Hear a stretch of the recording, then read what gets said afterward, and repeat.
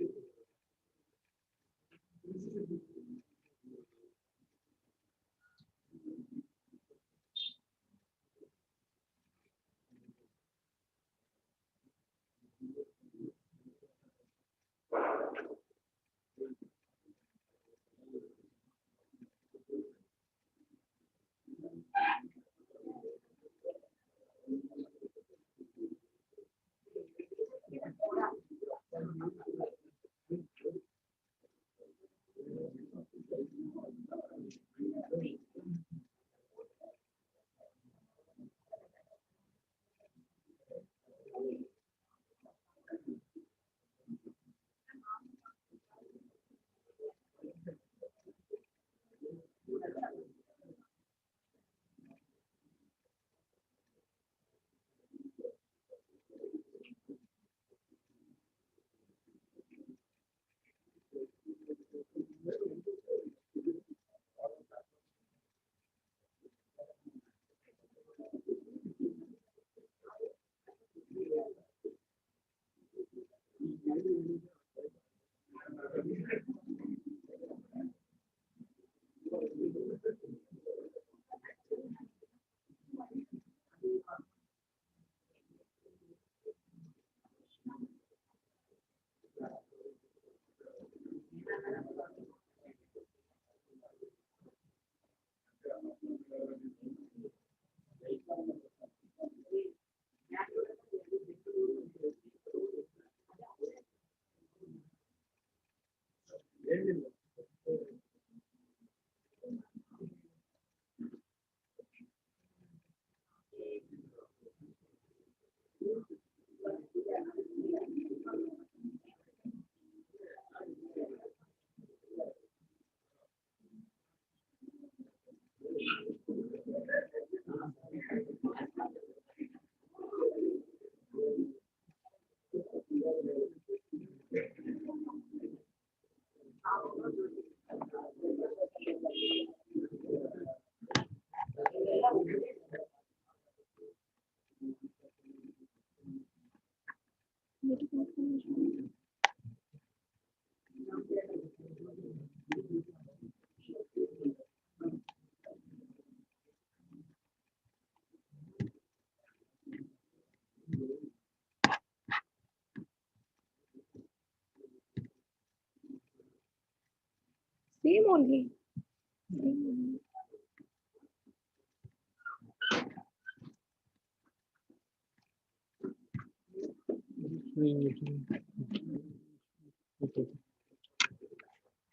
Already made. No, different.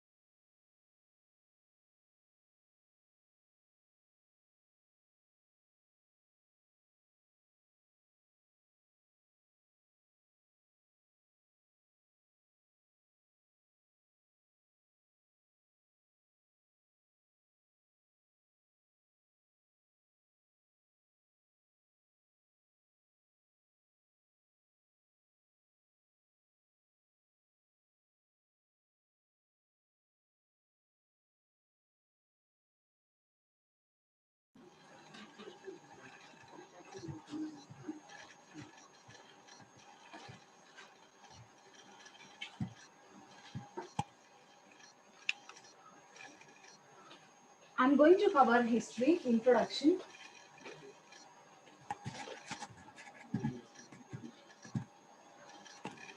Key features of new legislation, pros and cons of new legislation, research study, survey report, and conclusion. Before getting into the topic, I would like to start my presentation with a quote of President Divide, that is, farming looks mighty easy when your plow is a pencil and you are 1,000 miles apart from the cornfield. With this, let's move on to the brief history of the new legislation. That is, as we all know, India is an agrarian country, and because of the prevailing situation of zamindari system, farmers used to buy and take money from the zamindars in order to buy the inputs. They were at a huge interest rate. They were giving money, and when the farmers were could not give return money back to them. So what they used to do, they used to procure the whole lump sum of produce from them. So this is how they used to exploit the farmers for a long period of time. For this, to stop this and to check this, Government of India have made an intervention with the APMC Act, which was invaded in 1960s. During the same period, Green Revolution also took place. So both were acting and helping in order to sustain the farming sector. But what was happened in APMC Act is that since it is a APMC, if it is a regulated market, they used to pay some cess or charges has to be paid for the maintenance of the APMC. So, and also commission agents were there. Farmers cannot come and give directly to the government. So, middlemen or arhatyas were there in the between the farmer and the government. So, they used to take from them because charging some charges like commission they used to buy. So it started, and also so many charges were imposing on them. Like when they are entering into a APMC, they were imposed with the entry charge they have to pay. Then how for commission agents they have to pay some commissions, and for the hamals who are transporting the goods, also for them they have to pay some charges. And transporting their goods from village to the APMC, some transportation cost. So much cost were incurred on the farmers. So because of that, farmers could not grow further. So because of this middleman exploitation, in order to check this flaws or defects, Government of India have promulgated 3 new legislations. First, let us understand how the evolution took place over a period. In the year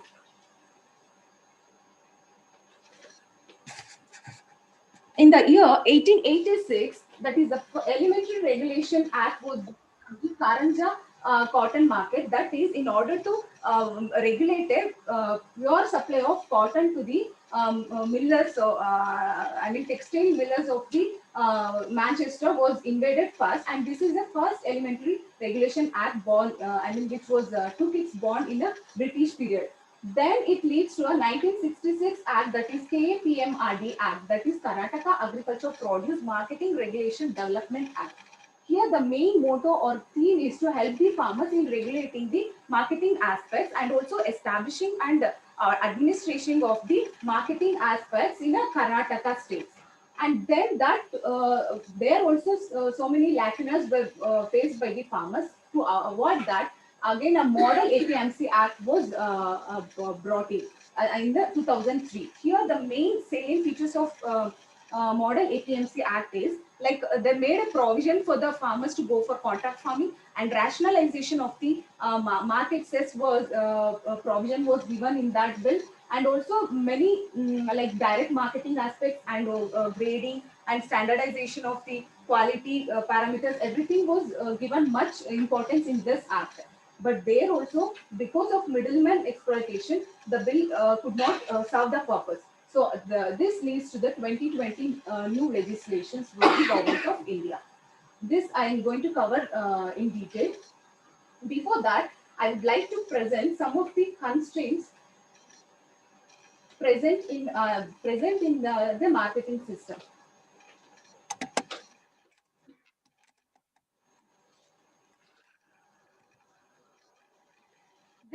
Markets are highly fragmented.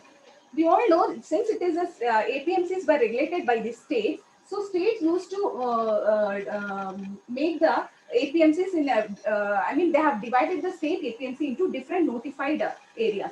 Based on that notified areas, so many regulations have been brought based on their priority or based on the produce. They started making regulation as per their view. So markets are highly fragmented within a state, and also from state to state also so many variations we could see, and that is a major lacuna in the marketing system, and non-availability of required number of markets.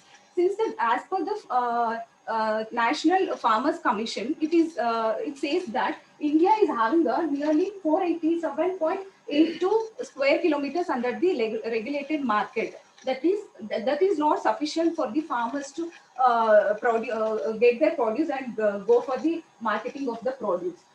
And also inadequate marketing infrastructure. We are not that much strengthened in our APMC, like no cold storage facility, no godowns, no proper grading were taking place. So infrastructure facility is also very poor.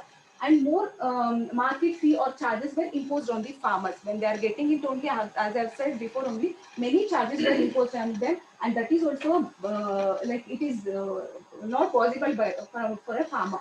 And high post-harvest wastage. As per the study, they says that in the 2014, like 92,000 crores of values of produce have been wasted because of mishandling or post-harvest. I mean, processing centers were not there. So this is how we are lacking. And restriction in licensing because of the monopoly which is existed in the APMC Act. I mean, APMCs of the state, they're not, they're acting as a barrier for the entry of the new person or a new entrepreneur into the market. Less remuneration to the farmers and high intermediation cost.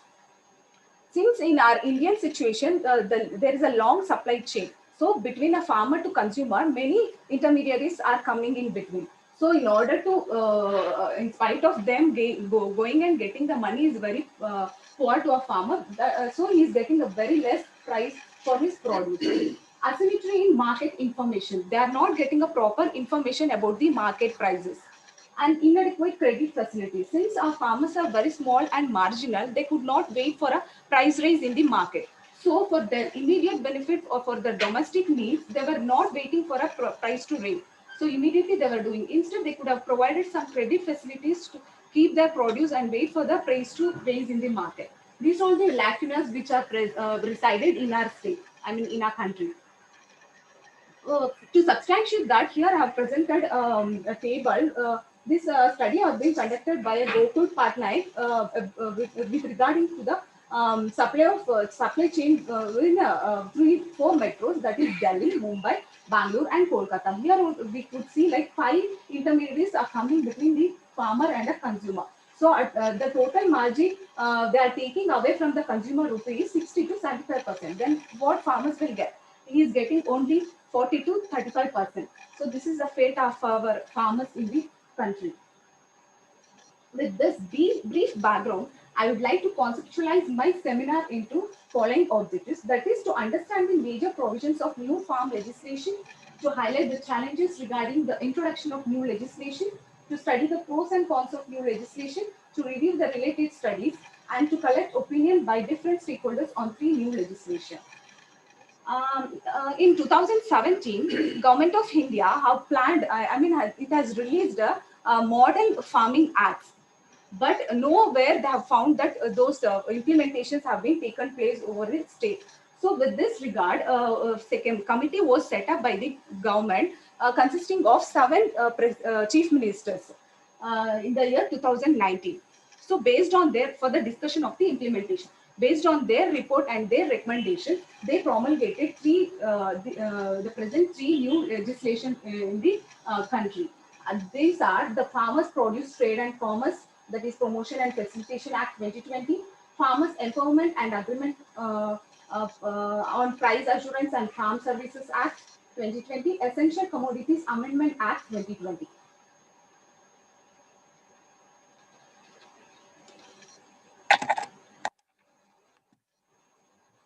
The main motto or main aim of the government is to transform the agriculture sector and also to raise the income of our farmers and livelihood status. Now let's move on to the first objective, that is to know the major provisions of farm reform legislation.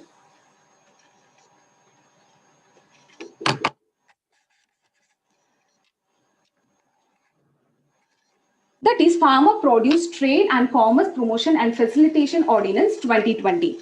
Before getting into the topic, I mean, before getting into this act, I would like to say, like, by seeing the name only, we could guess that this is all about the post-harvest produce. I mean, how marketing aspects have been covered in this bill.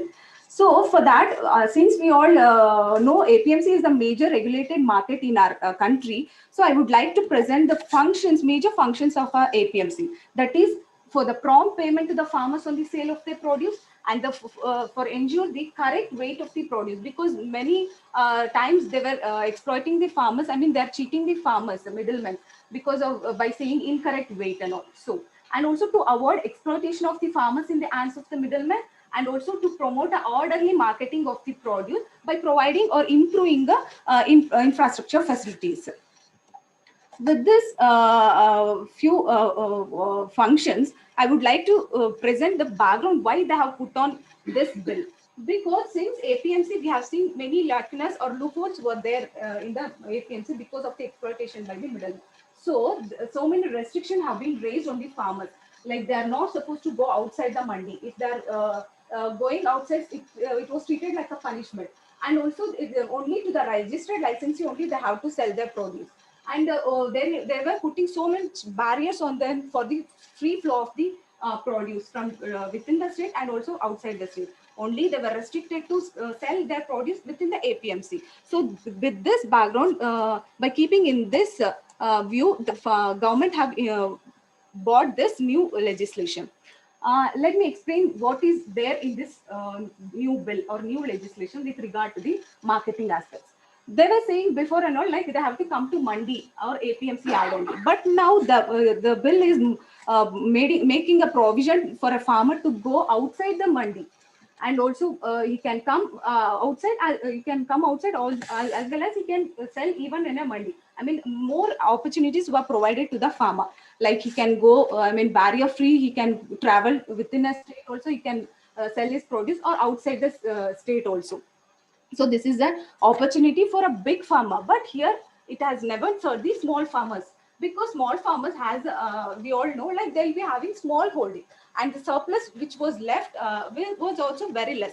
Obviously they were used, they cannot go to mandi, and they were selling directly to the consumer. So it never served the purpose of the small farmer.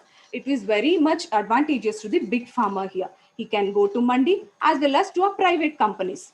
So more choices was given here to him. And what they're also saying, like it is a free market for the farmers. They can go, they can sell wherever within the state as well as outside the state. Here farmers only, the small farmers have been squeezed between the high cost of production and low price he's getting for his produce. But who is getting advantage from this bill? Again, of private companies. They are buying the produce from the farmer at less price and selling at a high price. This is all about a first bill. And major provisions what they have made here is like freedom of choice of sale. They are not, before and all they were restricted to APMC, and now they have given a much freer to move their produce. And also barrier free interstate and intrastate trade is possible here. And electronic trading, they can go for offline as well as online trading. Online trading is much better because like transportation cost and all could be reduced. And freedom to do trading at farm gate, cold storage, warehouse, processing units. I mean, like they need not to come to mandi or where companies giving money for their produce. They can sell even at their farm gates itself. These are all the provisions given in this bill. And also direct marketing is very much advantageous to the farmers, because middlemen were removed. I mean, their part or role has been abolished. Because of that, farmer will get the actual price what consumer is paying for that produce. And now let's move to our second bill, that is Farmers Empowerment and Protection Agreement of Price Assurance and Farm Services Bill 2020.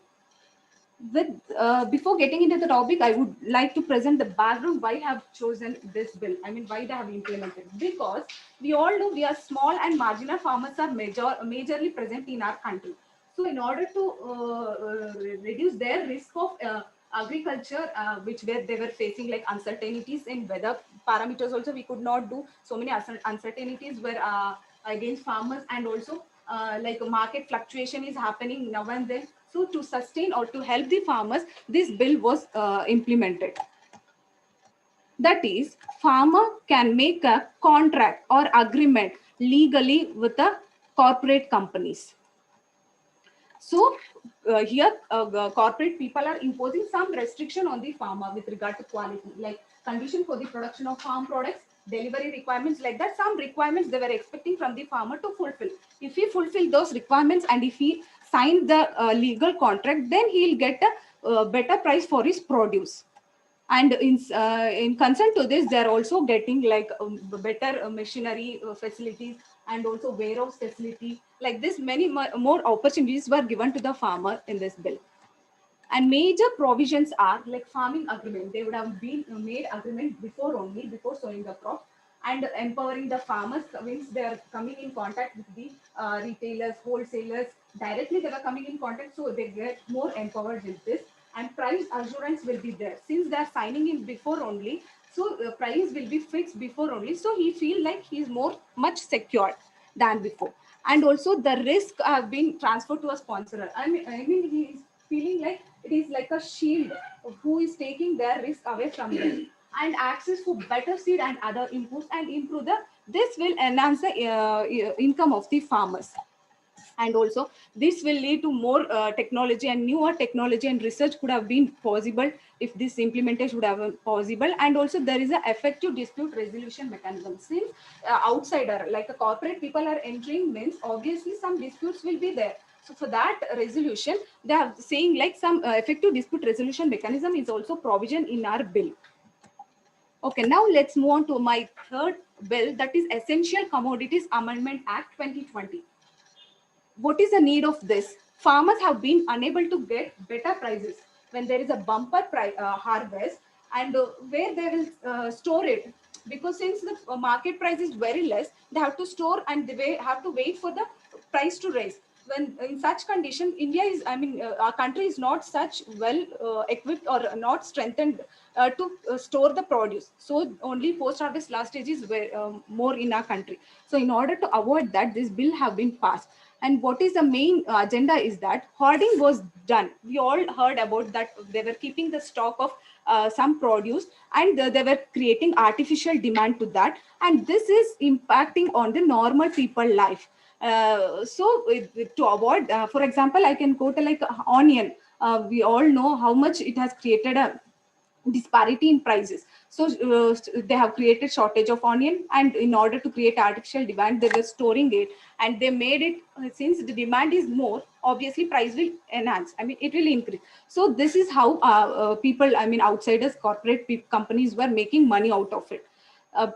So this, to avoid this, central government made some of the commodity list have been prepared. And under that list, if the commodities is there, they cannot legally store that or stock that without the consent of the government. So obviously onion price will be rationalized. So in this regard, the government only, but now what the bill, the new amendment is saying that they're removing so many commodities like cereal, pulses, oil seeds, and onion, potato, and few food commodities have been removed in the new legislation. So if anything, some calamities or some famine, high price rise like that, in certain situation only, government will interfere and it will regulate the prices in order to support and also protect the consumer as well as farmer from the private companies. So in turn, this bill says that they are boosting the farmers' income. Major provisions here, sir, they have said like it has removed the few commodities from the list of essential commodities, and it will remove the fears of private investors.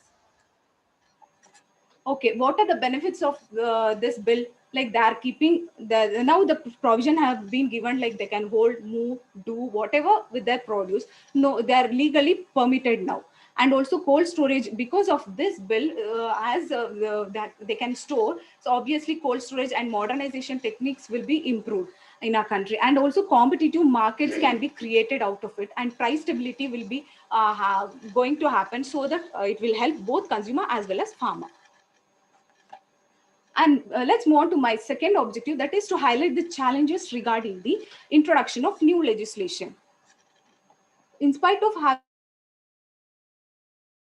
like in while reading, it is so well versed and it is supporting the farmers like that it seems. Then why farmers are protesting?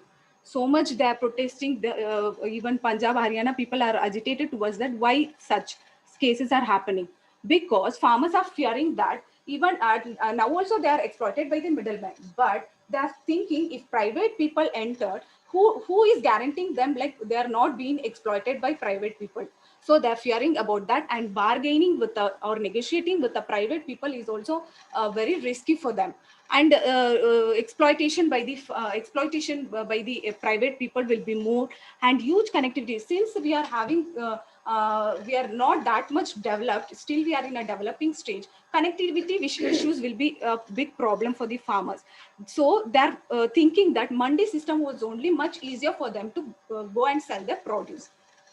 Then we all are hearing that only Punjab and Haryana people are more agitated towards the bill. Why so? Because government is procuring from the Punjab and Haryana. Majority of the wheat and paddy have been procured from Punjab and Haryana people only. That is 85% from Punjab and 75% from Haryana. They are procuring the wheat and paddy. So they're more. They're thinking that if private people enters to the market, obviously APMC, no one will go for and prefer APMC. So obviously private people will they'll go for direct marketing, and APMC revenue will stop. Who will run the APMC with the loss?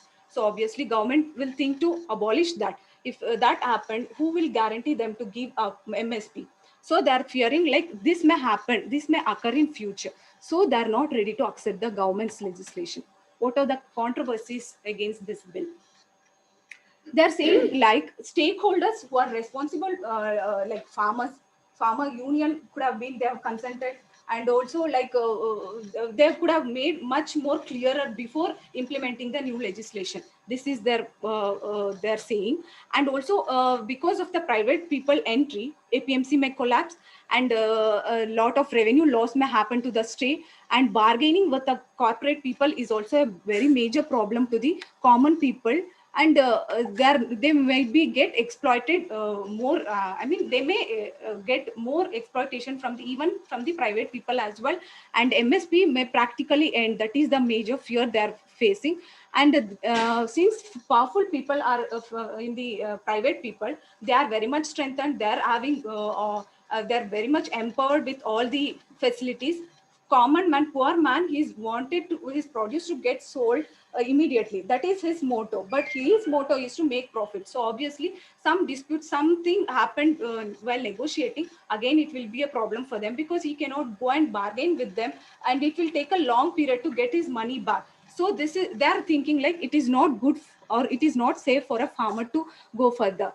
And also since commodities from commodities list, many of the food items have been removed. So obviously who they're helping, or they're thinking like private people only will make stock of the produce, which and to in order to create artificial demand, because farmers are very poor. Who will stock and keep? Because they want immediate money. So obviously it is the bill is supporting private people only.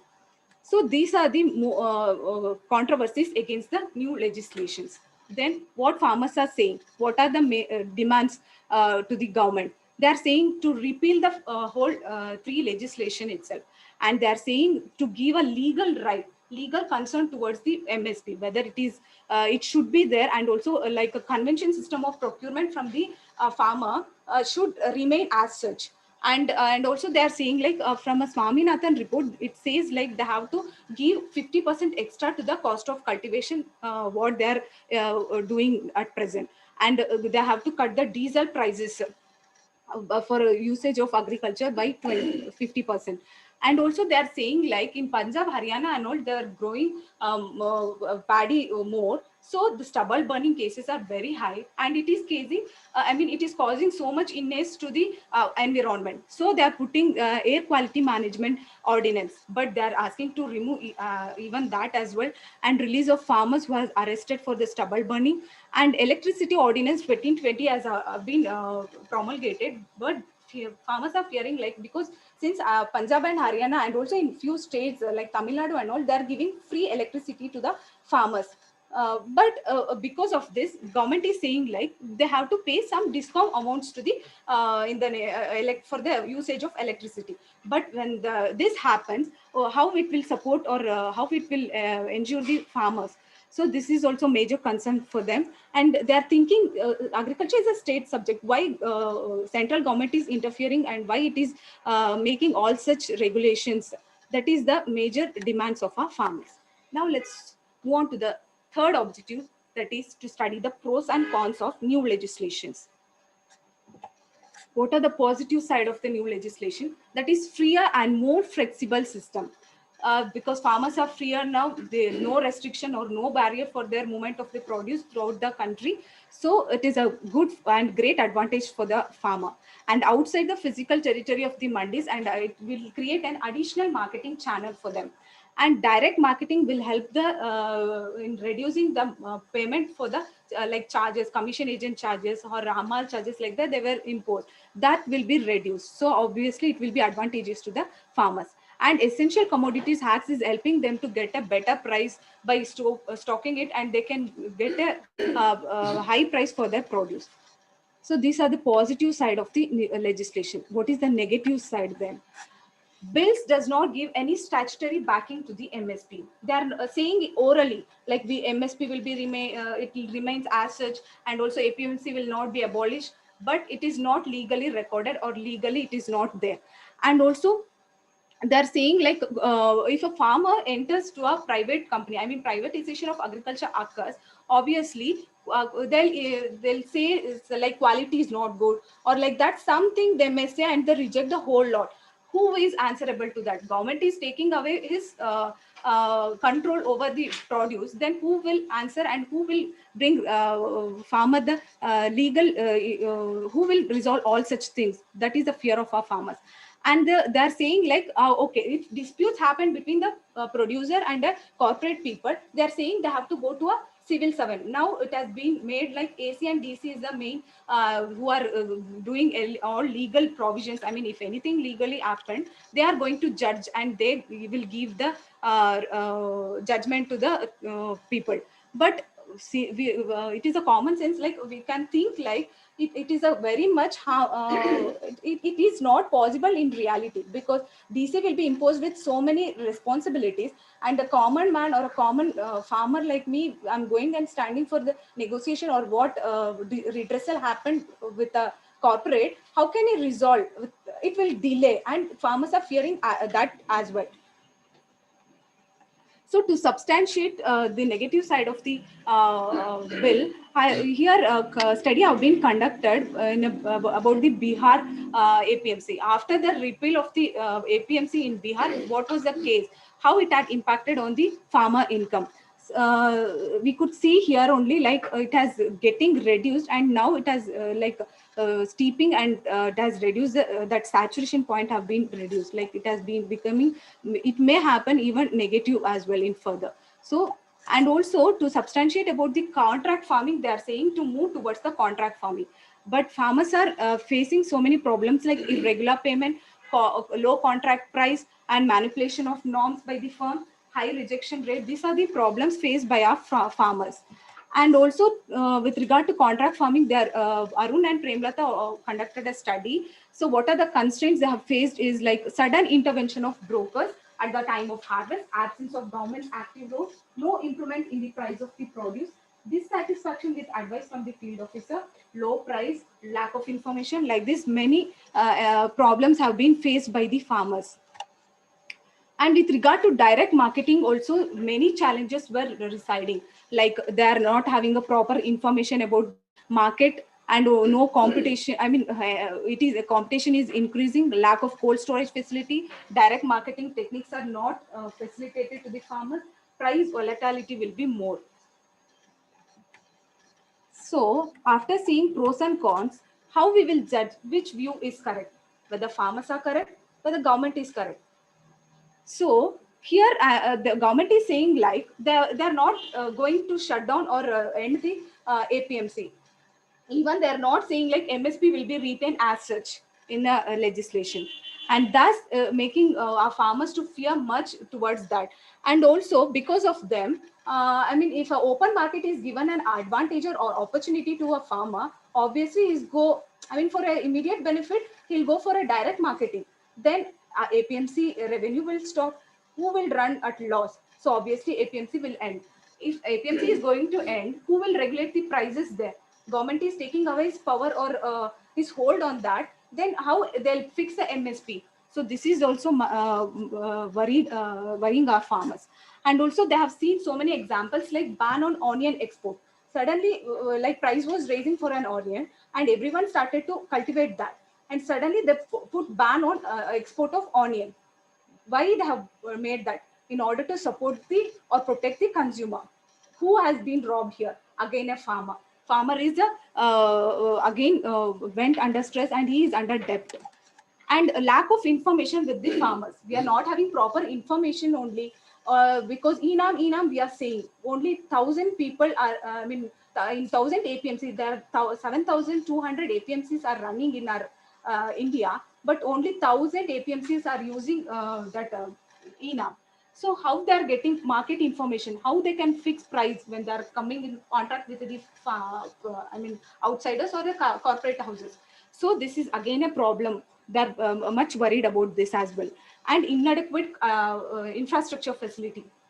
We are not having a proper infrastructure to store our produce, and we cannot wait for a produce to make a high price, because spoilage is very high. Instead of spoiling, at least at less price, let me sell. That is the mentality of a farmer. So again, farmers are not giving any assurance for his produce. So these are all making much concern, and they are worried about all such things. Now let's move on to my fourth objective, that is to review the related studies.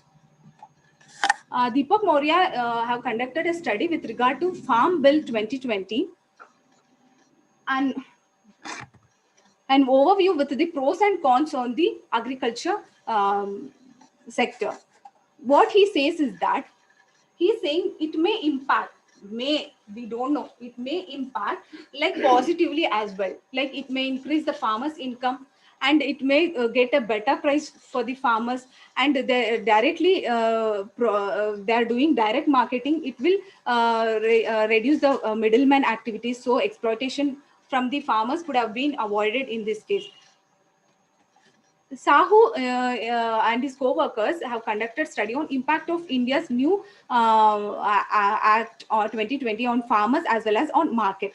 They says that this system may end the MSP, and also risk of losing land rights may also occur, and exploitation by the private people may retain, or it may multiply in future as well.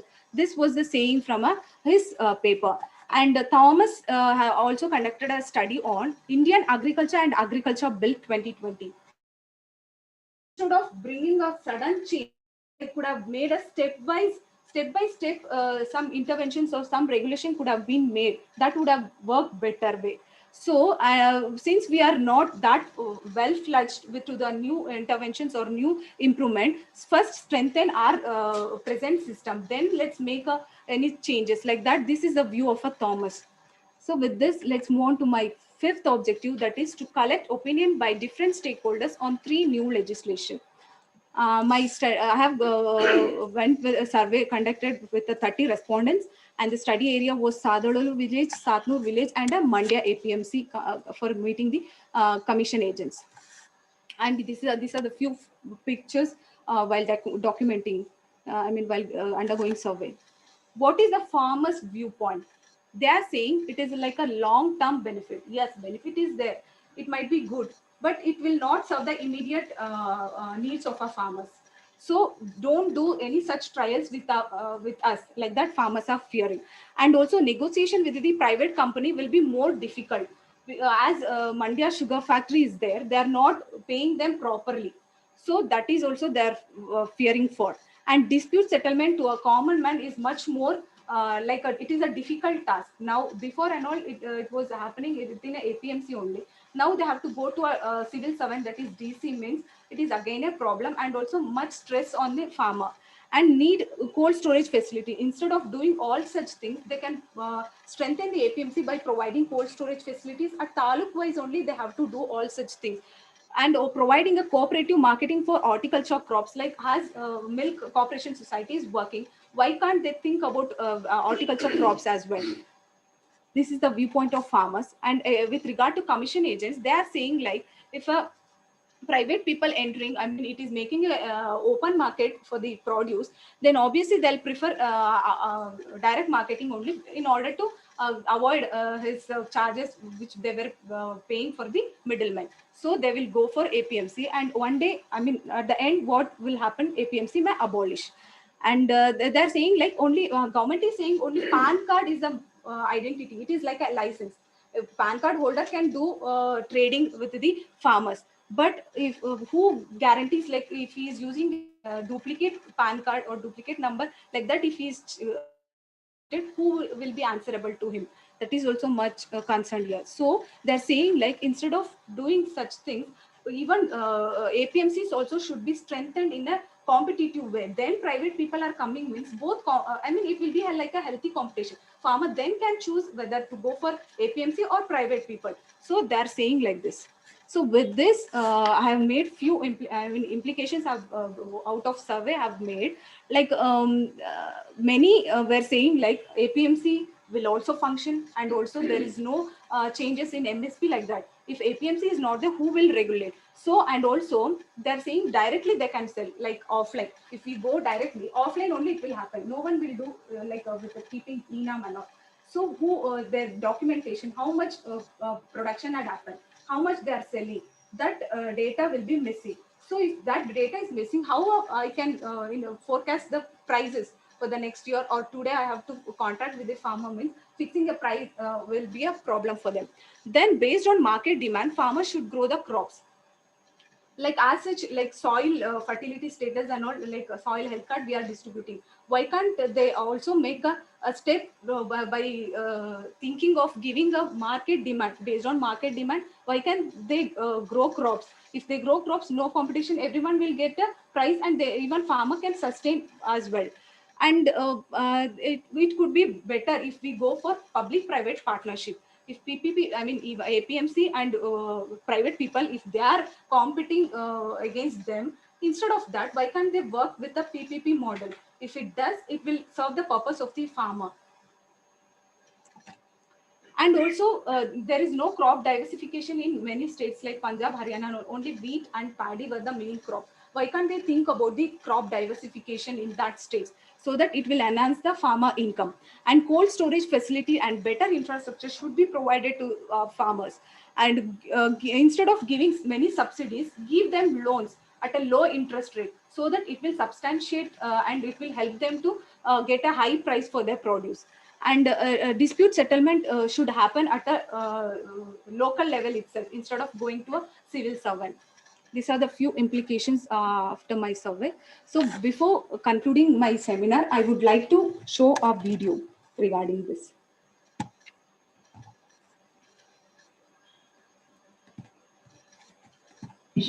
Causing large plots of land to become infertile. Many crops suffered, some nearly disappeared, but rice and wheat production soared. And soon, India went from having a food crisis to having a food surplus.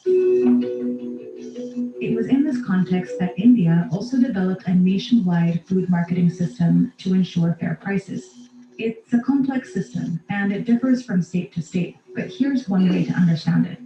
It starts with farmers bringing their crops here to wholesale markets locally known as mandis. The farmers then sell those crops to traders through open auctions with transparent pricing. Prices can also be informed by the minimum support price, or MSP, a government price for crops like rice, cotton, wheat. The government only buys a couple of crops at these prices in certain states, but those prices can still serve as a benchmark. The crops then go to secondary market or are stored by the buyers before they are sent out for future sales. It's not a perfect system, though. Local traders do end up colluding with each other. The auctions actually are not competitive bidding. But For the most part, the system works on a large scale because there's oversight that aims to protect farmers by giving them market standards. They've been designed keeping in mind the fact that farmers are the weakest link and they can be exploited in numerous ways. Over the years, state reforms have gradually redefined and regulated markets in different ways across India. In Punjab and Haryana, for example, they have become a vital part of the industry, and farmers here have the highest incomes in the country. But in the state of Bihar, markets were eliminated in 2006, and the farmers here are still ranked the poorest in India by income. And all of this is happening while there's a bigger farming crisis. The money in farming is disappearing. Since the days of the Green Revolution, agriculture has gone from accounting for nearly 50% of the economy to just 15, meaning millions of farmers already have trouble making ends meet in this shrinking economy. More than half of India's farming households are in debt, and this debt has contributed to a suicide crisis. In the last 2 years, more than 20,000 farmers have died by suicide. Because of this economic hardship, farmers have been asking for reforms for decades. But this year, instead of providing more protections for this vulnerable community, the central government went in the opposite direction. And farmers fear that the direction in which the reforms are happening are actually a direction of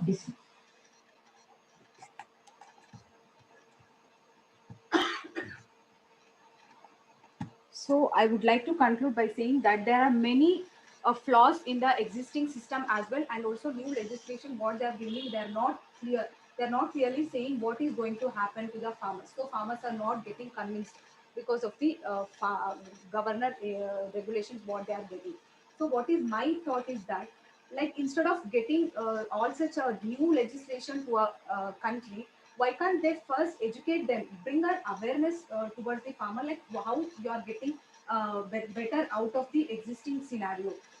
In this way they can make convince the farmers, and then if they want such regulation would have worked better. But suddenly they are bringing in a pandemic situation, and that has created more agitation towards the government. And also they are saying like direct marketing is a very good opportunity for the farmers. If the roads are not connected towards the village to a market, how it will work?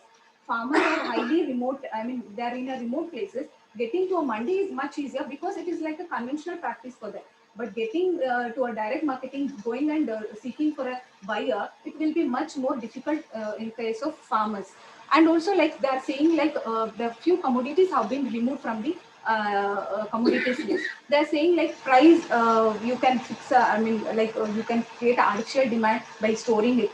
To store who are I mean APMC system are not having much cold storage facilities, only no godown facility. We are not having any such strengthened APMC system. Then how can they think about a new regulation? So what is my concern is like they could have betterly implemented with by taking time, and also they could have taken a consent of all the stakeholders, and then they could have implemented this regulation. So with this I would like to end my seminar. Thank you. Thank you. Someone is open for discussion. Any of the students know for this?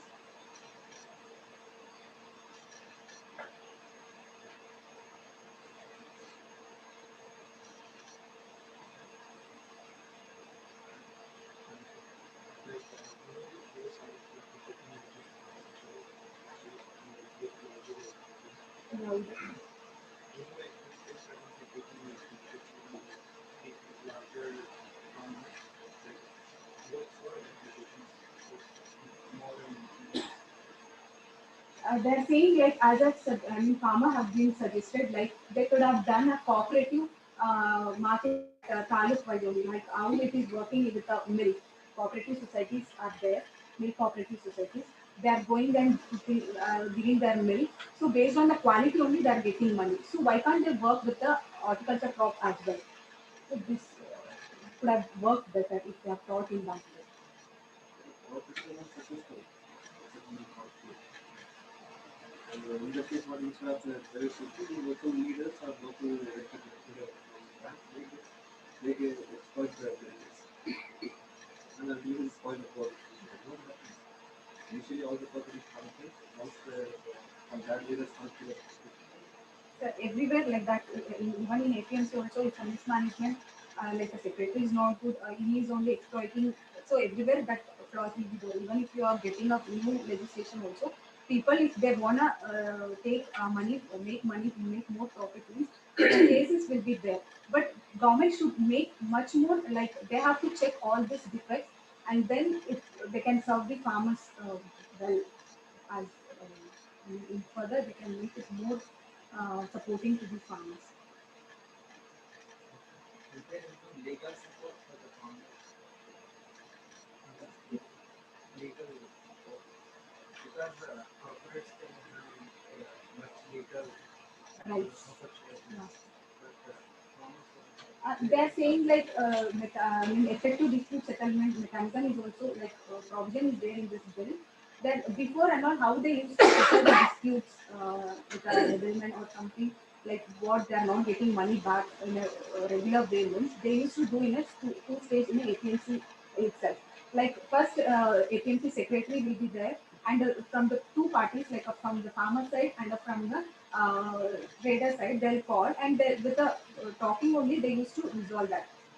If they didn't accept or if the judgment was not proper, then it will move to the directorate of marketing. Like that, they was doing. I mean, director of marketing, he is the much more powerful. He is the last.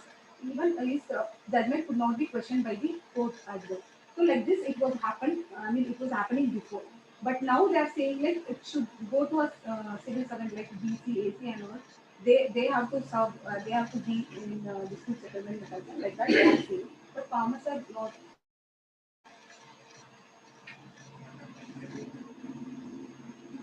be aware of all the Uh, uh, contracting terms and other things. yeah, yeah. Contracting things, everything very, very difficult for the farmer. Buying the land and going is also very difficult. Also, it's even farmer can legal funds only. If the bond is happening. Farmers are not buying land or selling land. Happens. The lawyers think it happens. At least we should get our farmers to be educated to that level. That is not an issue. And they raise the issue, how it is being resolved. Whether the farmers are admitting it not the or its buyers. So in that case, what will they do? Because the volume of transaction they do, the companies when they transact, they will be doing in crores. They will have hundreds of procurements. Whereas the dispute comes only one particular farmer, we have to procure that volumes of 90 traders. Then every case that they can go to the court and all they can do it. But now the situation is that only they have to go to the approach to the DC office where the company is established. So we will be purchasing all those 5 districts. But if it is located in Bangalore, the farmer in Bangalore, they have to come over here and approach the DC here. That is the advantage for the company only. That is why the documentation difficulty that is there everywhere. They are using the farmers to go to our state. They are touching. So I think we need to follow because the employees are being beneficial. In that case, we need to get some education for the farmers also have to be equipped for that. If the literacy can happen.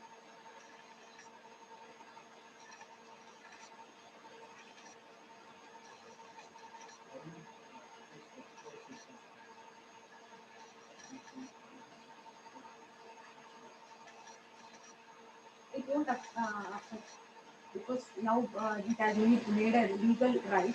It won't affect. They can do whatever with their produce. We will are saying like they can do even within a country also, or even outside country also they can sell. It won't affect that. Increase of fiscal, As such, what will be the impact of export? Whether it is if regulation it get implemented, maybe export will increase. or I will say it will reduce. How? Because There is one advantage point because of that it will increase or decrease. before and all they were doing, I mean, they were constructing, they were not aware of other opportunities or they were not getting to. So now they're making, and every farmers are getting aware of what is happening, what are the advantages they might get if I come out or if I inside only. So both pros and cons they are getting because of the marketing system. After farmers sell only this happens.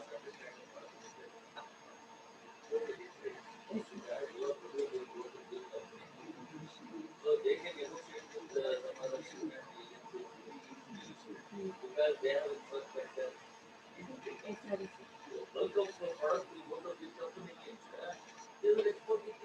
Yeah. Accumulation will be easier, transport will be easier, then they will export will be easy task.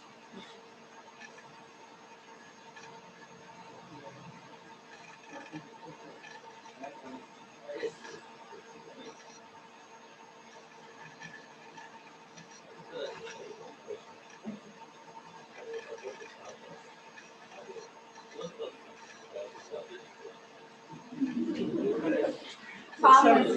Can we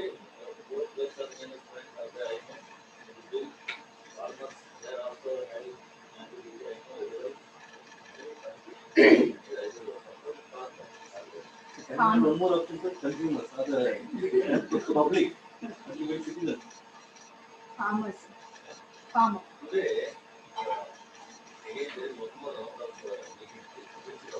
11.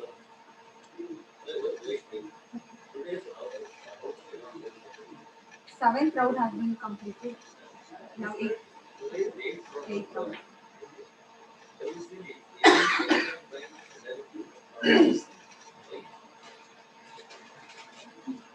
Maybe Okay, see, answer that question. language. ಸರಿಯಾಗಿ ಆಗ್ತದೆ ಹೆಂಗಾಗ್ತದೆ ಸರಿಯಾಗಿ ಕೇಳ್ಬೇಕು ನಾವು ಯಾಕಪ್ಪ ಅನ್ಕೋತೀವಿ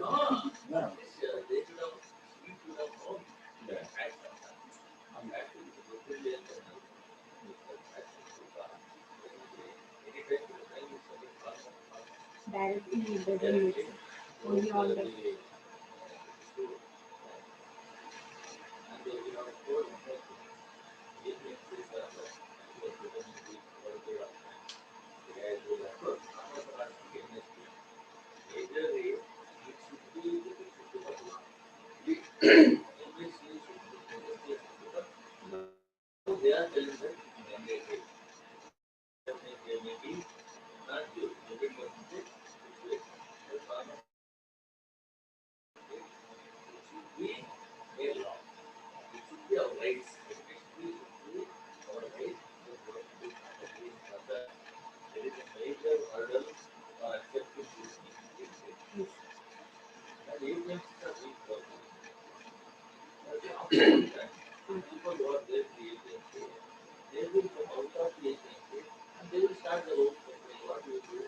yes, sir. Obviously, that will happen if APMC abolished. Traders will come up. No, what we are seeing, like the APMC also decided if they are coming out.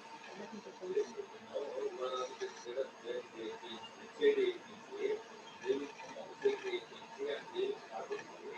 Ah, sir. Yes, sir.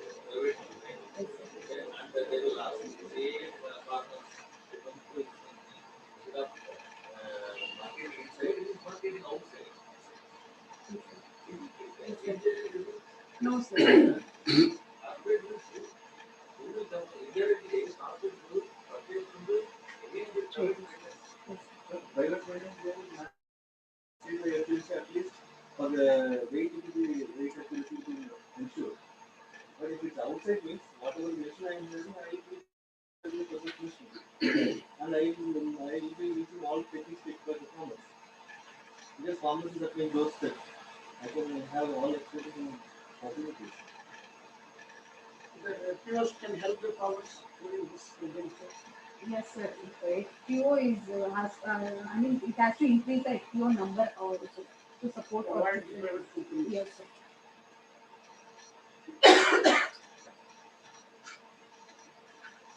But if all the traders come from and start their own companies, then what is the purpose of APC and how it will sustain? Now, because of the market it is sustaining all the infrastructure are being developed and that is growing and it is getting the trade there.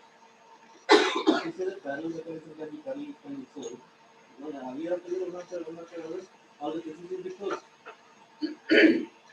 And APC what we have, even if you permit legally, practically we have something that you don't want to spend or even want to start any time. That's what. They say that they are not closed. They know that it will be closed automatically. Even the government 2025 document, 2025 document, in a gradual way, the MSC should be removed. I think government document itself is nothing, right? is on 2025. The industry should be reviewed. The farmers ability and here also. Something 50% more for the cost of production to be realized. Yes,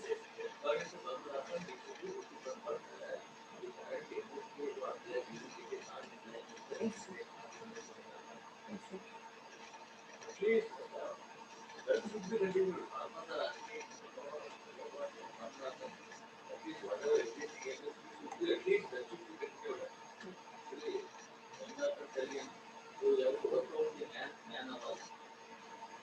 Yes, sir. Land. Yes, sir. Swaminathan.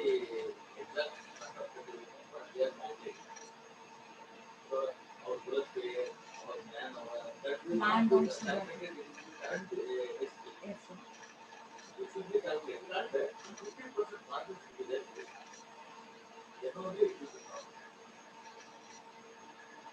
If you see the today's paper, almost all the sectors have gone down in respect to GDP.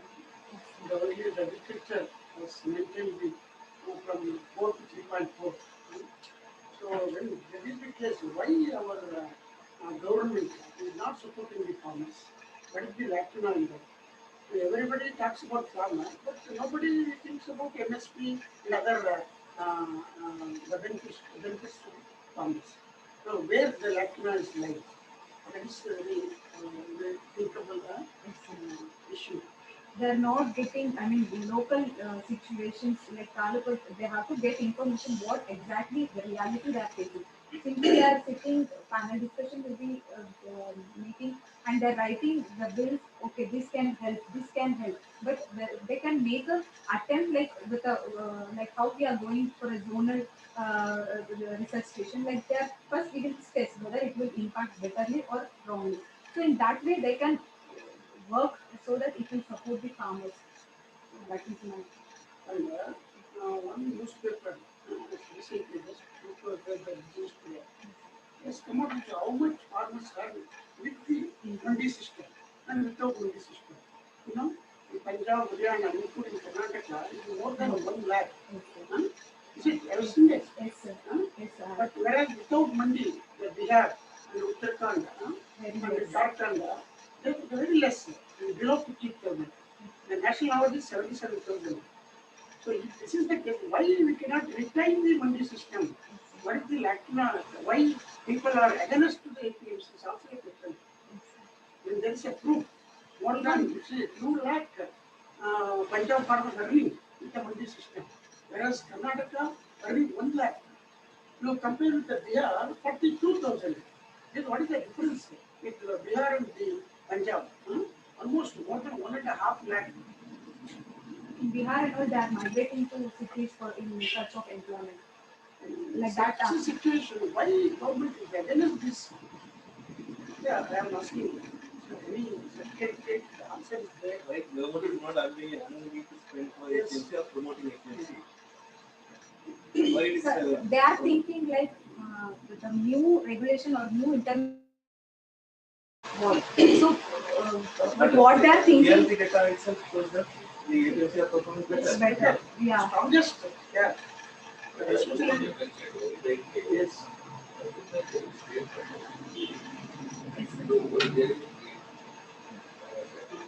Intervention.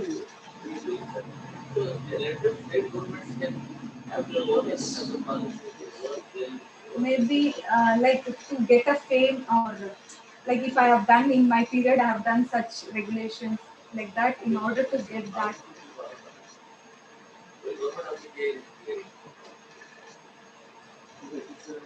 Of course, even though it is unpredictable state subject, in such of issues, Trade and government can give some model act or model things, like I said, model act, they can suggest that way they are having, and they can also enact some laws that will be, when it contradicts, ultimately the statements need to follow what is as per the constitution it says, finally they have to really implement that central government laws only. That's the reason they are taking this immediately. without consent or without consenting, none of the state people acted. And not only in this issue, even in the corona handling also initially, they have gone declaring this with the fashion. So these are all the things who are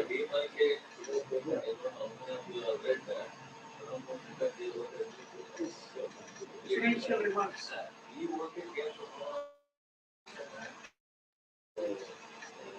Newspaper.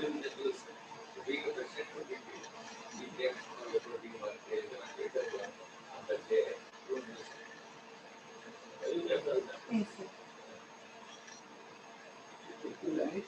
can you say whether these bills and issues of farming protest, whether they are just talked on public service, only on psychological based issues, or authentically the fashion based issues? Farmers. It's a total issue. Bill as well as it's against the protest. My question is whether it is inflated just by arguments based upon the psychological things, not based upon data on fashion figures. Do you agree? Sir, yesterday I was seeing one interview with the uh, Tejasvi Surya and one farm union leader. So, as per that interview, I could guess that they were not. I mean, he is saying with the statistic and all, he was very well versed, and he was saying putting his points like that. But farmer union is not into his extent, like he is not substantiating his point. But they are right, but they don't know how to put it out. So maybe that also a That is what problem, the and major it is issue, lacking. I can say that in both the ends, from the farmer side also, and from the government side also, they psychologically target and try to convince, not on the factual figures or convincing rate. To quote some example, they are not convinced and they are not indicated how much proportion is going to be affected by it. For example, the production is around 300 million tons. Out of 300 million tons, how much is being basically transacted through APSC, how much percentage transacted through FCI, through the new labor price procurement, and how much is being transacted by through unorganized markets or direct selling by the informal selling from the traders, and how much is going to be export. That clarity is not there. The another thing is the government is diverting spending towards the other side. For example, we say that the minimum support price should be the supporting one. To effect that, to make it happen, the food corporation of India has to have these storage facilities as well as the funds for procuring the material from the farmers. That's when they get the money to pay the produce from the farmers. They don't have the stock. So that stock they have been so far the government used to give huge government subsidies. Afterwards, it was 3 4 years back, it was 70% growth. Rightly, it is 1,40,000 crore. We may see that it is doubled, but actually, what has happened? They have not doubled. Government what has done, instead of giving 140 crores as a subsidy, it is giving only 70,000 as subsidy and remaining 70,000 to be borrowed from the saving certificate. That means after getting the produce, they have to send back the produce to the state government, to public distribution system, and they have to pay back that loan taken from the national savings certificate. That means government is reducing year after year, they are reducing the subsidy even to the subsidy is full 100% subsidy. So instead of they are giving loans now, 70% lakh, 70,000 crore as a subsidy, 70,000 crore as a loan. So loan is basically given back to the consumption. If that is happening, because of that, they are reducing the allocation to the food corporation in India. So then minimum support price will not work out, and because of funds and also the local logistics, they say that chemical is not available. So by chemical support is not there, the farmers have to wait till they have to keep their products on the roadside and they have to wait. So like that also happens.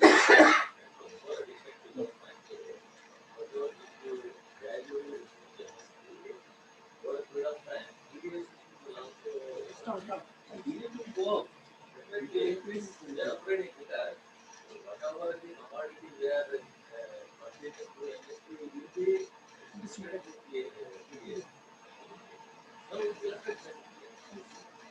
Another thing is practically how to store it. Pepsi is not having the capacity. Pepsi is transacting about 750 lakh tons in a year. That is the to affect that they are not having their own storages. They are having just hardly 250 lakh tons only they are stored. Remaining storage, they are operating for private godowns only, or the godowns are being built for a public-private partnership like Adani Institute. So now we could have written the paper that Adani silos are the in a controversy. Even though this Adani silos are initiated, initiated 2004 itself. So they have constructed 2 lakh tons capacity in Punjab. That is the transaction. Usually it is activity. Yes. Either it will happen positively or it will do not know. But still we are not consider it will happen in a Yes, sir. it is actively situation. So 100 lakh tons. It may happen, we do not know. But who is guaranteed? Either it will only 50 happen. Suppose any worst thing happen. Yes, the chances are there. Yes, sir. So year after year, the governments are reducing their subsidy and also the what is that being handled right now by the private sector is very less.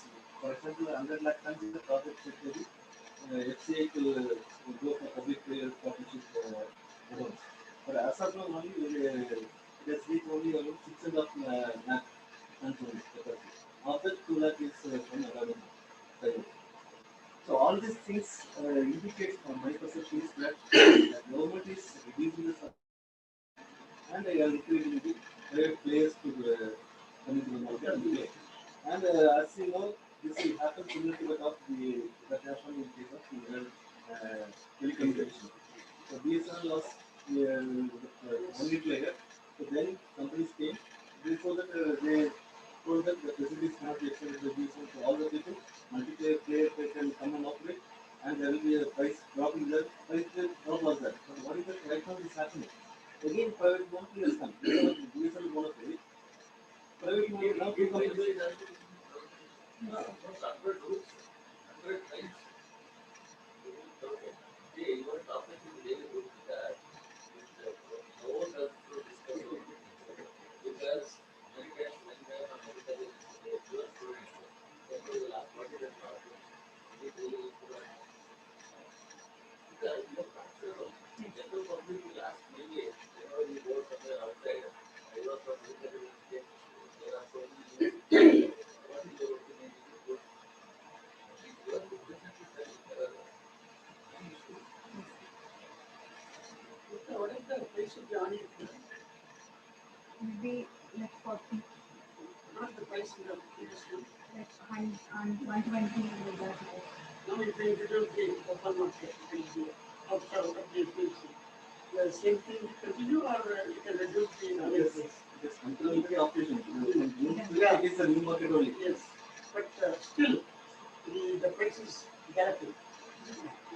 And whether this new APMC Act will help the farmers, Farmers, nobody is helping the farmers. and that's why the new one kind But of what is the essential from one article is Essential Commodity Act? What it says about onion? Only in certain cases, like when the high price raise, like in order to support them only, government will interfere and it will regulate. High price is how much percent? 1% or 100% or 1,000%? For perishable and non-perishable, they have said like 100% for perishable goods and for non-perishable, like 50% stock will have. 40%. So they will come and intervene only if the price of the last year compared to the last year and last 4 years price of the price. Then only they will come and interfere into the price regulation or ceiling something like that. Consumers. So that is what I told the consumer are pretty sensitive. Ultimately, public they are the voters. They will elect the government, not the farmers alone. Farmers may be made them. So that's the reason government will not just pay for the farmers alone or the traders alone. Ultimately, they will look into the consumers and nothing but the voters. From there only they will get the power. So that being the case, they will come and that's why they are coming and playing the MSP as well as MEP, meaning export price also. In case of it. So in both the cases they will come and intervene. So the I can do like about the fraction figures, how much is production, how much is marketed to different marketing channels, and how much is storage right now available, and how it can balance the mechanism by involving the multiplayer players. And you have to do some suggestions like this. So how the price publicity mechanism can be worked out. So generally we say that farmers have to be aware of the pricing. So we don't know, even audience roughly we say. That's the represent what is the price right now for selling the farmers on. Taking the market is one price. if the data is the transaction comes down, in future will not get updated also. If everything is considered outside the APLC, that position, everything that also will be available to get followed. So regarding that, you can make some suggestions on and the stock status, where it is being procured and where it is stored. It is where it can be made transparency. If you make transparency against selling maybe a product, regarding that also will be. And then APLC says about the MSP or FC support, how the government support has come down, and you can suggest is there working can be present. That should be that's support from the government. You don't need to use the money. And then the market demand to have corrective measures. Market the corrective measures. If something goes wrong for the pharmaceutical sites or if the contract is not appropriate, what will be the impartial mechanism? That should be accessible at level 1 to 10 level. That's why I suggested like at taluk level only they should make committee maybe with a wing of a JV. Present. You can go to the state. Absolutely. As of now, according to the new act, the farmers are not allowed to approach the district court. They can approach to the district DC court and AC court. DC court and AC court. Even DC and AC, we have to give some judgment according to the government itself. That's the problem. That is why they are asking.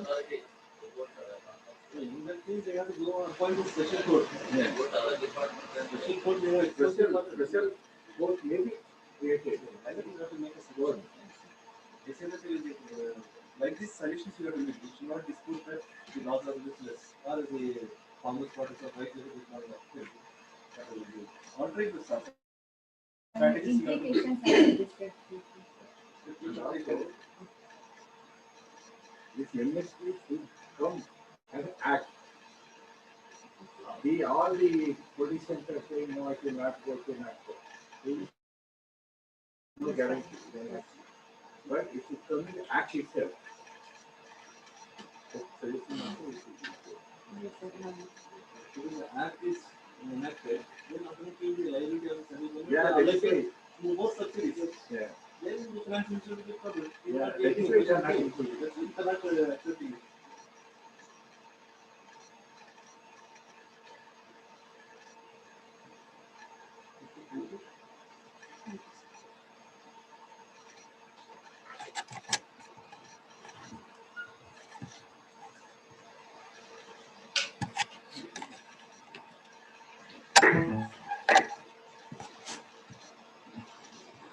Okay.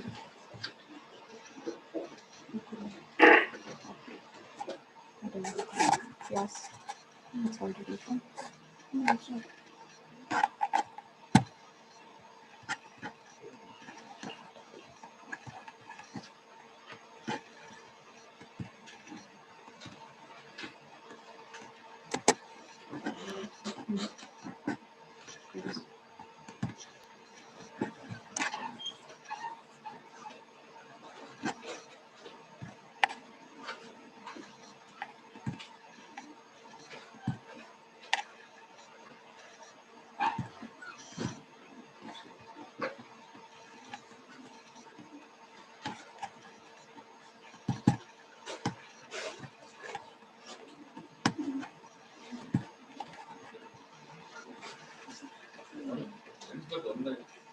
This is information for all the students. One day morning, there is one training program on leadership development and leadership action. But this is compulsory for all our students. The first thing. And second thing is, we are invited for Vice Chancellor in the innovative program. So we have invited two guest specialists. They are really very good in particular subject. One is from National Hospital. Another one is Chetan Ram. He is from Mysore. He is also very good in leadership development. So two experts are coming. Our Vice Chancellor is going to be compulsory for all the students of definitely department. In addition to that, so others have also registered, marketing economic students and some PG students also registered, but it is compulsory for all the students. And not even single, you will take attendance. Of course, you will be registered, you will give some certificate. But more than that, they are both are knowledgeable, highly qualified in the. That's why you have given topic. Leadership development challenges for 21st century. Of course, they are going to give a future vision about the leadership. How to, for this, you have to attend. No excuse. Okay?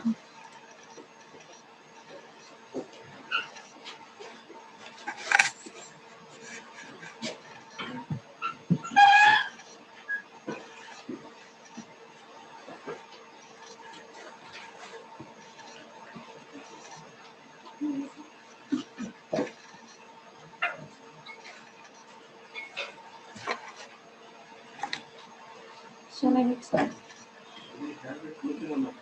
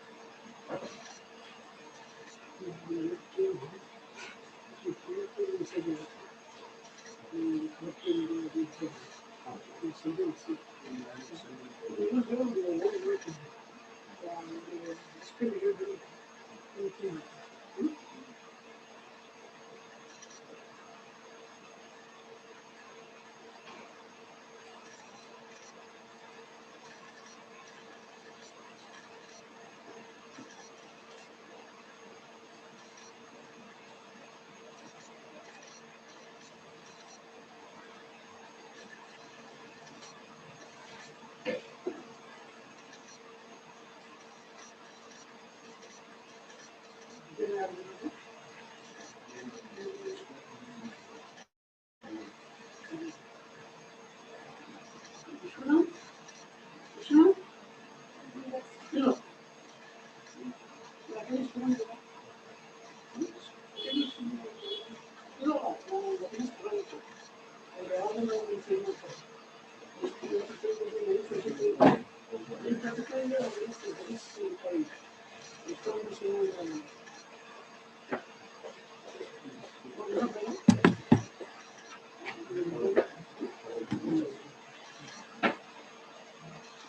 Shall I start? Okay, sir. Good morning, all. I would like to welcome all to my first colloquium on topic knowledge and perception on online education among postgraduate students of SAUs in Karnataka. So let me start with the quote: "Teaching in the internet age means we must teach tomorrow's skills today" by Jennifer Fleming. So introduction.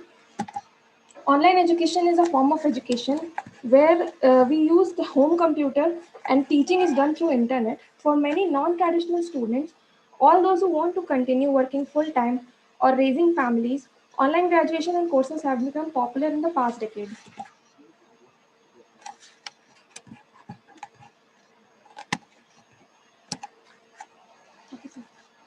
So there are many names by which this education has been called, like computer-based, web-based, internet-based, online training, e-training, and computer-aided training. But at its core, it's defined as online education is electronically supported learning that relies on the internet for teacher-student interaction and the distribution of class materials. So here is some statistics about and a projected trend in the online education market. It is segmented primary and secondary supplementary education, test preparation, reskilling and certification, higher education language, and casual learning. So online education market in India is valued at 39 billion in 2018 and expected to reach 360.3 billion by 2024 at expanded compound annual growth rate of 43.85% during the 2019 to 2024 period. Same for online test preparation market. It is expected to reach 94.75 billion by 2024 at the CAGR of 50.84% during the 2019 to 2024 period. And online reskilling and certification market is expected to reach 93.81 billion by 2024 with CAGR of 36.95%.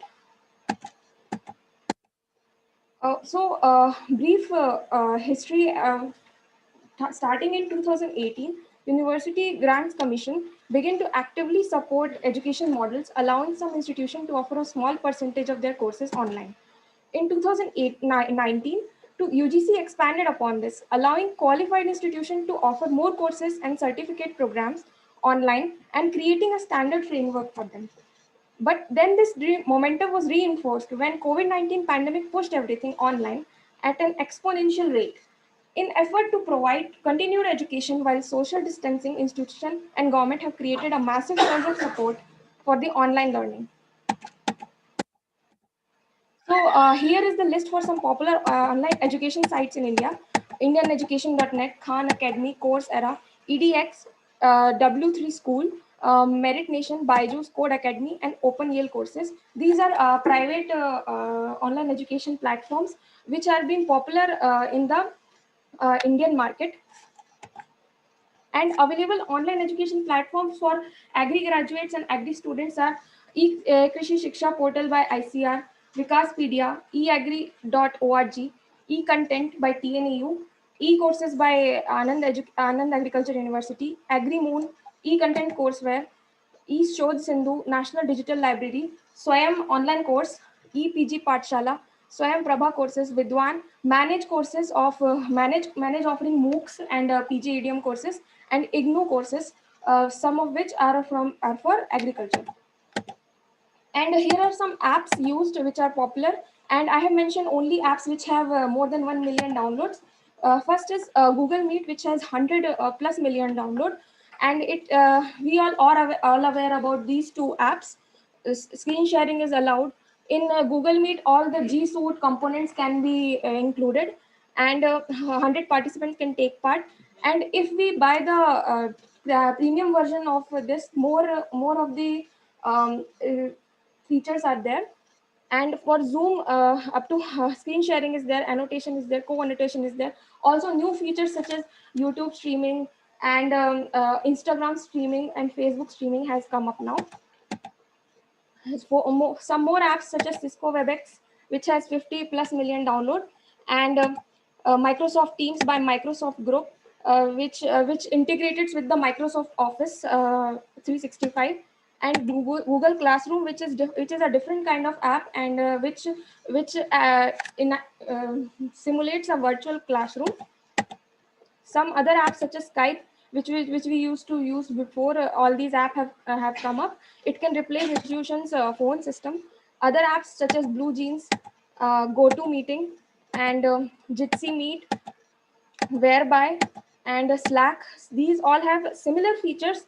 Some features are differing, such as in Jitsi Meets, kick out participants feature is there, and in GoToMeeting, dial-in number, audio level monitor is there, and in Whereby, YouTube integration was there before any other app was having any YouTube integration, and Slack, it can be integrated with the other apps, notepads and all. So these are different apps which have more than 1 million downloads. Now coming to the need of the study, each year student intake capacity is being increased in university, whereas university workforce remains almost the same. Online education can be helpful in such situation to mitigate the problem of scarce human resource. And the gap between student-teacher ratio is increasing year by year. Also, faculties at the universities take up multiple subjects, which increases the workload of teachers. Still, also after all this, we are not able to meet the industrial demand of agri graduates. And through online education, we can produce more human resource output within limited budget. So continuing to this study can tell about student, faculty, institutional change, what direction future seems most promising, and what we really need to do to move online learning to more rigorous and informative levels. And it can bring the opinion of student and teacher on possible lapses and neglect happening in the implementation of the system.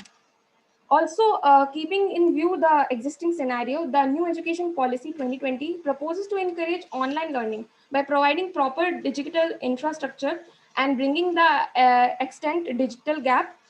It also recommends pilot studies for online education, encourages the use of e-learning platforms such as Swayam, Diksha, etc.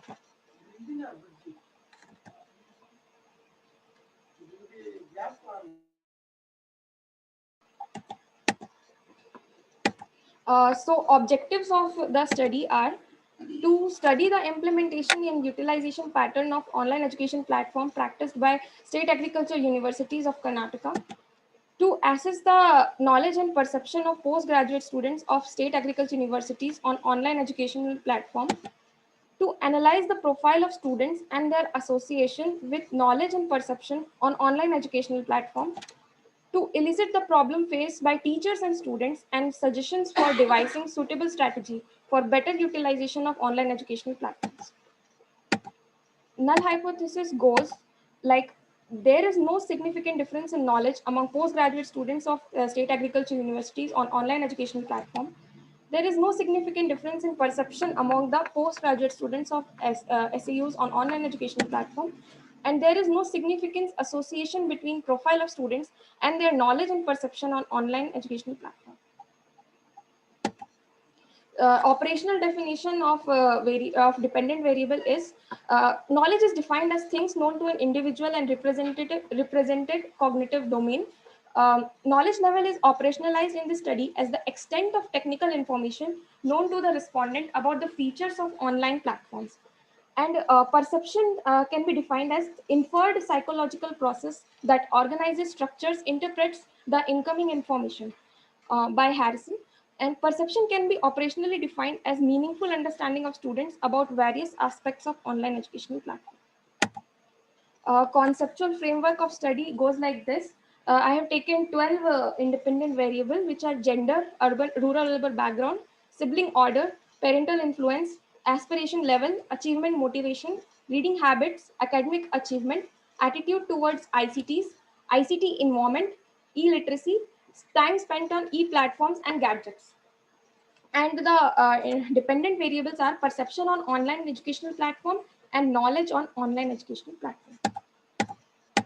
Methodology of the study, the research design will be ex post facto research design, and locale of the study will be all four state agriculture universities of Karnataka, and it is selected due to significant adoption of ICT tools and technique for online educational purposes by these universities. So this map shows the US Bangalore, US Dharwad, US Raichur, and US Shivamoga, which will be selected for my study. And total number of PG students in master's and doctoral degree in all these universities. For master's degree, it is 642 students, and for doctoral degree, it's 212 students. But total number of PG students in main campus is 500 for master's degree and 188 in doctoral degree. But the respondents selected would be master's degree program. Sample selection goes like this. Agriculture universities, 30 PG students will be taken from each university and 10 teachers. So total sample size will be 160. Now variables and their empirical measurement. Dependent variable scaled by Dishant with suitable modifications, and knowledge will be measured by schedule will be developed. And for independent variable, gender will be procedure followed by Eric Bisola and Ogantayo, and rural urban background by Hosur, post procedure followed by Hosur, sibling order procedure followed by Pallavi, and parental influence, a procedure followed by Rishmurti, aspiration level, a procedure followed by Cantrell, reading habits, procedure followed by Naika, achievement motivation, procedure followed by Sushma, academic achievement, procedure followed by Pallavi, attitude towards ICT, procedure followed by Joy Matthews and Nagi Reddy, ICT environment, schedule will be developed, and e-literacy, procedure followed by Ganesh Murthy, time spent on e-platform, procedure followed by Chandra and co-workers. Collection of data will be done using pre-tested interview schedule by personal interview method, and analysis of tools will be mean frequency percentage, standard deviation, chi-square test, and other suitable tests. So coming to the dummy tables, table 1 is the personal, socio-economic, and psychological characteristics of PG students in the divided into their categories. Um,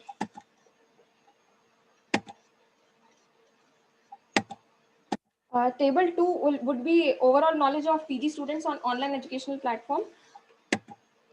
Table 3 would be overall mean score of knowledge and perception of PG students on online educational platform.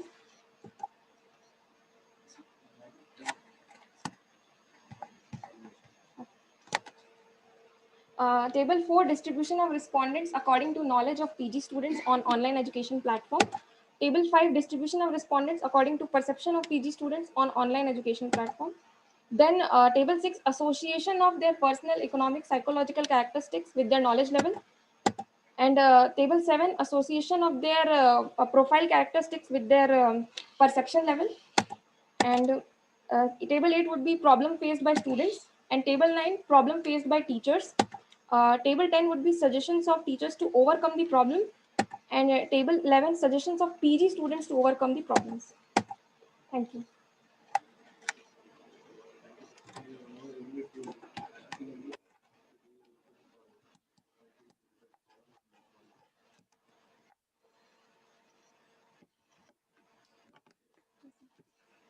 Your study is quite relevant to this current context, as you are all involved in online education. But your methodology, main campuses are selected state agriculture university. You have to spell it clearly because there are 5 state universities, isn't it? That is even including veterinary university. Whether you are going to contact all universities or going to contact only colleges of our own university, or going to select one agriculture, one university. Okay? There is ambiguity with regard to the sample. Overall, our best contact. But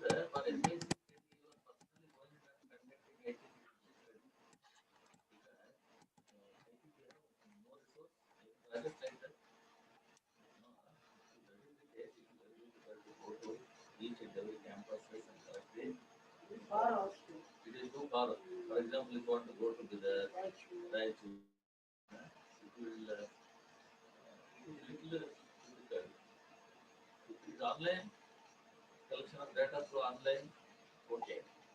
Offline, it is very difficult to go each and every time.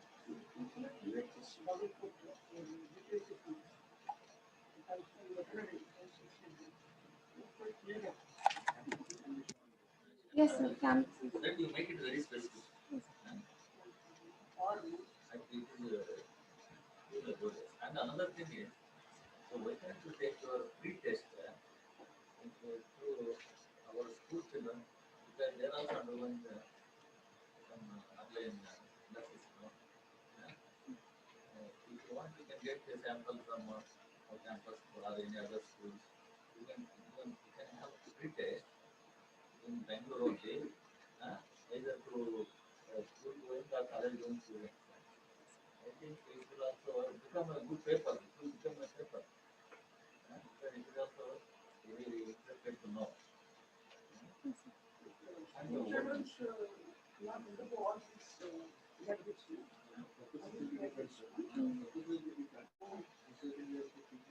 But it is more seriously functioning in schools rather than colleges. So there is issue of discipline also. School is more disciplined. More disciplined, and even malpractice, nothing is there. Yes. And they are very regular, they are very sincere. They are, I think college students are more casual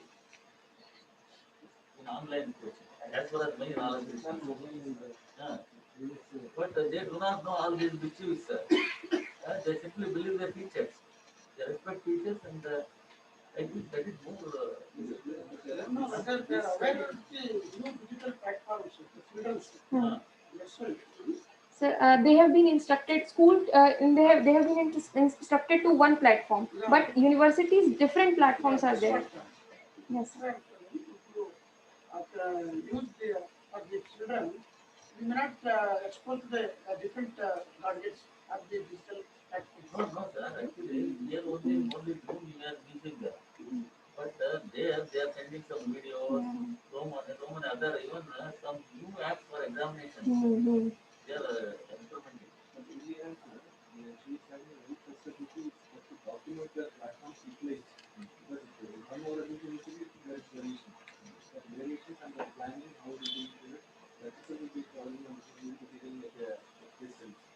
How implementation is adopted during this time. And then on that adopted methodology, they will be getting the feedback and the knowledge and the they will be able to study.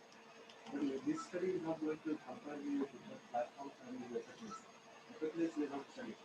Only with respect to implemented pattern, how the pattern is used by students and teachers, so that how that we, because university will depend upon the infrastructure available in those colleges, they have adopted some methods. Whether that method can be little bit improved with the suggestions and observations of the teachers and students. Only it was impact study to the education. That is quite relevant because this is the need of Java. There is no other part. Modification. And then siblings are how will be connected to your study? Sir, for example, if one sibling is like older, one is younger, so older sibling will be exposed to these ICT tools much later than the younger sibling. Like my younger sister, she is used to phones and gadgets much more younger than I have been exposed to. That's why for ICT exposure and accessibility, I have taken sibling order. Now, most one or two siblings. I don't think much difference among the siblings. If it is 6, 7, okay, this difference may be there. Uh, More or less, all are very much aware. More, hardly 2, 3 years gap is there. I don't think this variable how it is contributing. Right? We can justify no doubt. Uh, Very good. Yesterday we discussed as the same last year case of children, but that is also true. For example, my elder daughter got the laptop now. The very same thing she is doing also is accessing and utilizing it. She is having access. But that is good for school children. I told that study. For college, I don't think sibling will not do that. Whatever is, first the family will get the gadget, then it will be shared access for the children. But when the first person is giving, after that the time period, for example, my elder daughter is studying for a laptop for about 2 3 years. Generally we are given. But anyone is getting access without any demand itself. That means the younger generations are having, by default they will be getting. So they will be having some competition at their level, but the order gets advantages for the youngest. That's the point. But as you told, the number of children are more in nowadays families. But one more thing, family annual income can also be considered. Parental influence. No. Influence is different. Income is different. Okay. So sometimes they are well off, but they are not encouraging. Okay. See, all your gadgets depending on your father income. No? Yes, sir. If you rank Apple means your father is well off. Isn't it? Yes, sir. Correct. And you include along with influence or separate? No. Influence is totally different. They are influencing. Sometimes, though they are not having economically sound, also they are trying to influence. Okay. That is different. My scale, to the same scale. No, it is totally different. Influence is a psychological term. They will motivate. Economic, they are affordable or not. Either their purchasing power is not there or not. Is it right? Okay, sir. If we look for some scale. Yes, sir. Some other stuff are included. I mean, income is one of the variable. Yes, sir. We can include, sir. Include. And in variable list, illiteracy should come second. Illiteracy. It should come second because some sequence you have to follow. No? Yes, sir. Gender, illiteracy. Illiteracy. You are putting illiteracy at the end. Hmm. It should come in the beginning. Okay.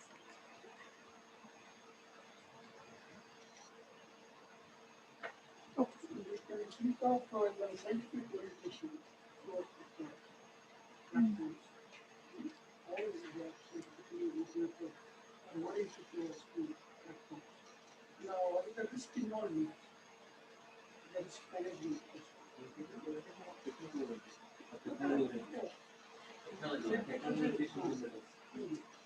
About the family, how orientation for the those on technology or the platform. And if any risk arises, how do they manage? Okay. It will also be included out of it. Yeah.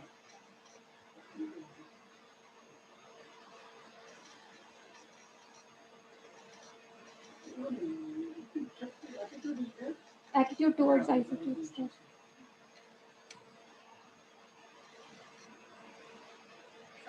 Yes, ma'am. Are you assessing moral and perception? No, only the problems and suggestions, ma'am. Yes, ma'am.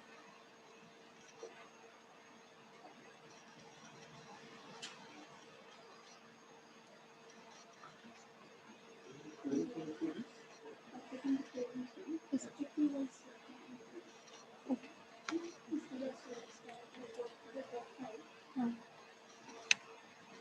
Tables in object levels.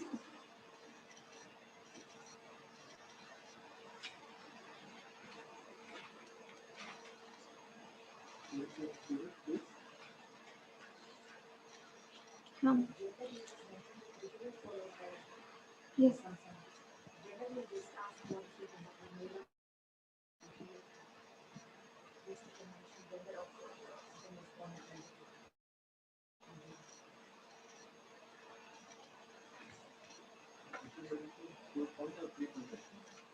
Uh, 2 points. We can change that.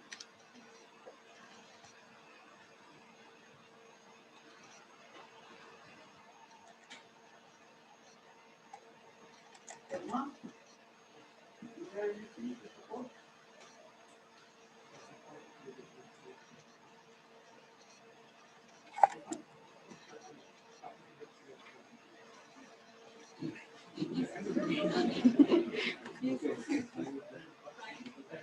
When?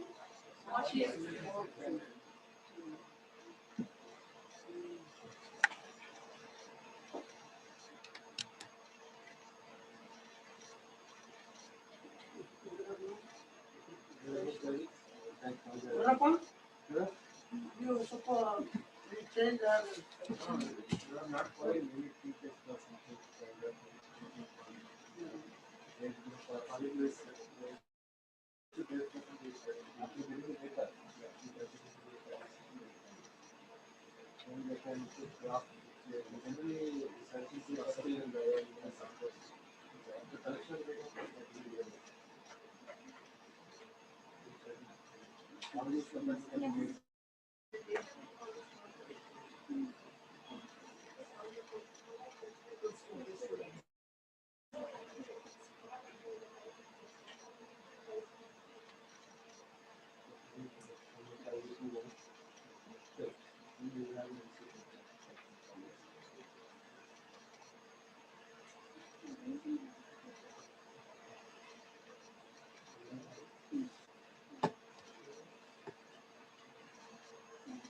Yes, yes.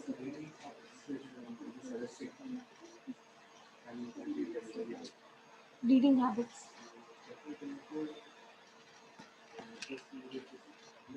No, reading habits, including online. Reading habits in today, no one like some people buy books, some people they read EPUBs. Reading habits in general.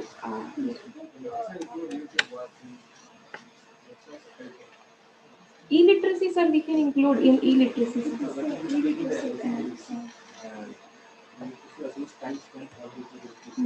Yes, sir. reading habits. also read one. Reading habits of the different targets. Whether they will go for the YouTube or go for the WhatsApp or Facebook. Reading habits, along with the time spent on each platform, Club. common value or it's introvert. Reading habits is introvert either as an individual or combined. Any other question, please? There are no other questions. Thank you. We'll meet in the afternoon. There are teaching notes.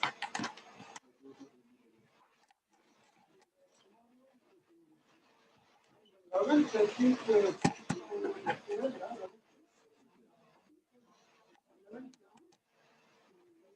any program, all of you should participate. Go to our